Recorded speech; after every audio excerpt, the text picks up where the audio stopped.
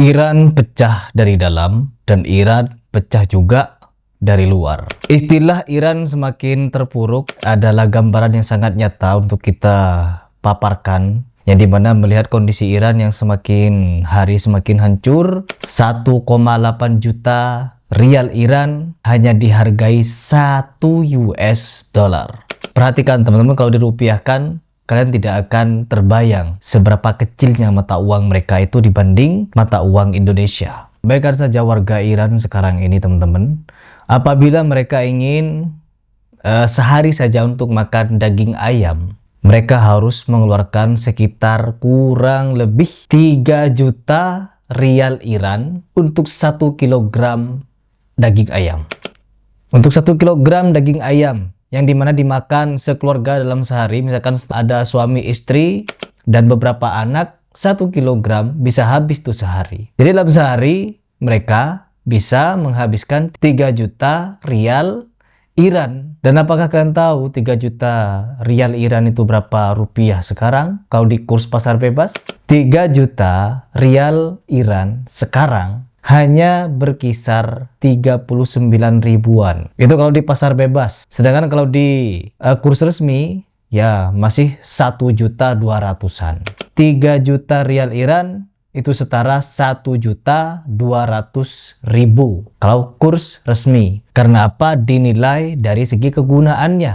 Kalau kita menggunakan kurs resmi, penggunaannya terbatas. Karena apa teman-teman? Melihat perbedaan dari penggunaan kurs resmi yang ditetapkan oleh Bank Iran beserta kurs secara pasar bebas. Yang pertama, penetapannya. Penetapan nilai mata uang ini ditentukan oleh bank-bank dari Iran, bank resminya. Sedangkan kurs dari pasar bebas itu ditentukan oleh permintaan dan penawaran di pasar, teman-teman. Terus yang kedua, nilai estimasi angkanya. Menurut kurs resmi Iran, 1 US dollar itu setara dengan 42 rial Iran. Sedangkan menurut pasar bebas di dunia, 1 US dollar itu setara dengan 1,8 juta rial Iran per hari ini, per tanggal 2 Mei 2026. Nah, berbicara masalah kegunaan juga. Yang pertama, kegunaannya juga sangat berbeda. Kurs resmi hanya dipergunakan dalam beberapa kategori saja, sangat-sangat terbatas. Di antaranya hanya untuk barang impor pokok seperti gandum dan obat-obatan. Dan itu pun harus ditetapkan oleh pemerintah. Nah, terus kalau menurut kurs pasar bebas bagaimana? Kegunaannya sangat lebih luas, teman-teman. Dan bahkan pertukaran nilai mata uang ini digunakan untuk biaya harian, turis ataupun bisnis swasta. Betapa terpuruknya orang-orang yang hidup di Iran sekarang ketika inflasi sangat-sangat kacau seperti ini. Hanya pemerintah yang mungkin bisa mengatur dan mengendalikan, tapi warganya semakin hancur gak karuan. Dan perhatikan, Presiden Iran pun mengeluh dengan hal ini, meskipun dia adalah pemerintah. Nanti kita akan bahas, ada fakta yang sangat unik tentang presiden ini. Terus yang terakhir, eksibilitasnya, yang dimana menurut kurs resmi, mata uang ini sangat-sangat langka dan susah untuk didapatkan sekarang. Sangat-sangat susah. Apalagi selama bertahun-tahun di Iran dilanda dengan krisis air bersih, yang dimana mencetak uang pun menjadi sangat-sangat kesusahan. Yang dimana air bersih di Iran itu sudah dipecah belah. Ada yang digunakan untuk kepentingan rezim, yaitu untuk mengayak uranium, mencetak uang, dan lain sebagainya. Jadi sangat langka sekarang di sana, teman-teman, untuk menggunakan kurs resmi ini. Tapi kalau kurs di dalam pasar bebas di mana-mana tersedia. Ya cuman itu angkanya jeblok, sangat-sangat jeblok. Ya sangat memilukan sebenarnya. Yang dimana kalau kita melihat hal ini, betapa terpuruknya warga Iran, betapa rusaknya sekarang perekonomian mereka, dan bahkan kabarnya internet pun di sana. Saya bertemu dengan salah satu warga Iran yang ada di Indonesia. Saya bertemu dengan warga Iran yang dimana keluarganya masih ada di Iran sana. Dia tidak bisa menghubungi keluarganya. Karena apa? Teleponan masuk ke Iran semuanya tertolak. Tetapi panggilan keluar dari Iran itu bisa. Karena apa? Rezim Iran makin jos menekan rakyatnya dan menekan dunia sekarang di Selat Hormuz. Ya inilah rezim laknat dari teroris rezim Iran. Tetapi pemberitaan di Indonesia masih sangat getol memberitakan bahwa Iran sedang memimpin perang, Iran jaya, Iran kuat, Iran akan begini, akan begitu. Padahal Amerika Serikat sudah memberikan peringatan akan melakukan serangan terakhir, yang dimana serangan terakhir ini akan membuat Iran semakin kacau lagi. Ancaman yang sebenarnya tidak main-main, mengingat usaha diplomatik sudah gagal, buntu, dan mengingat pula gencatan senjata juga buntu, yang dimana Iran masih menekan Selat Hormuz. Kenapa Iran masih menekan Selat Hormuz? Karena Iran juga ditekan oleh Amerika dengan blokade di sana. Jadi yang selama ini yang bisa keluar hanya kapal tanker dan kapal komersial dari Iran, sekarang sudah lebih dari 3 pekan, kapal komersial dan kapal tanker Iran juga stop, tidak beroperasi. Akhirnya apa? Iran semakin kalang kabut, semakin boncos. Kan sangat sering di Indonesia memberitakan Amerika boncos dan sebagainya. Enggak, sebenarnya. Meskipun banyak mereka melakukan pengeluaran untuk perang ini, yang benar-benar boncos dan hancur ya Iran. Ini fakta.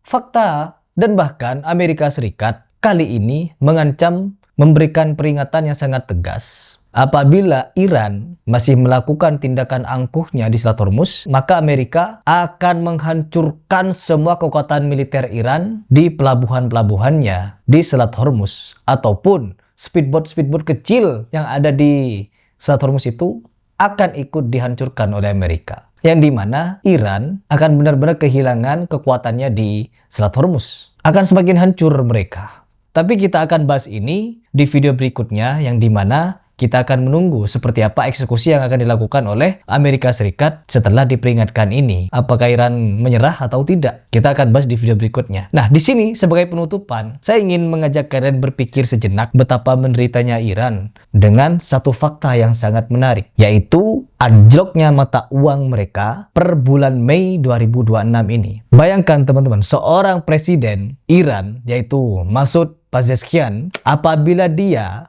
hendak hijrah ingin berkunjunglah ke Indonesia karena pelik di sana, muak di sana dengan kondisi perang yang begini dan kondisi ekonomi yang semakin tajam jebloknya. Bahkan melihat katanya pengakuan dari Pezeshkian ini ketika melakukan perbelanjaan sangat-sangat tidak berguna mata uangnya, sangat tidak berguna gajinya. Gaji presidennya itu sudah agak berguna teman-teman. Karena apa? Mau beli apapun gajinya.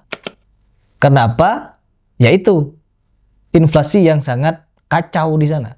Terus apabila dia ingin hijrah ke Indonesia, Pezeshkian ini diberitakan dan dia juga mengaku katanya bahwa gajinya selama menjadi presiden dari 2024 pertengahan sampai sekarang, dia mengaku hanya digaji sebesar 42 juta rial Iran pada tahun 2025. Perhatikan, apabila presiden Iran ini ingin bermain ke Indonesia, berkunjung ke Indonesia dan membawa gajinya, gaji menjabat sebagai presiden, yang dimana dia selama menjabat presiden digaji sebesar 42 juta rial Iran, kalkulasi selama setahun yaitu 504 rial Iran.